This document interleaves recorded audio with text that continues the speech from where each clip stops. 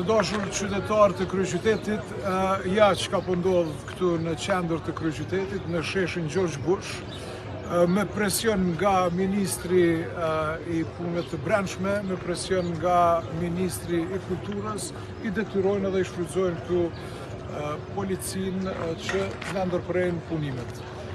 Punimet të cilat thonë që kjo gjysa e rrugës anej qenë ka e mbrojtur, ndërsa gjysa e rrugës kënej nuk qenë ka e mbrojtur, edhe ne mundemi me vazhdu tash vetëm në këtë anë, po jo në ato anë, se kjo asfalt është i mbrojtur. Pra e shfrytëzon kjo qeveri në ikje të gjitha instancat në mënyrë jo ligjore, sepse nuk kanë asnjë bazë ligjore, nuk kanë asnjë dokument ligjor për me ndërprej këtë punë, dhe ja që e ndërprejnë.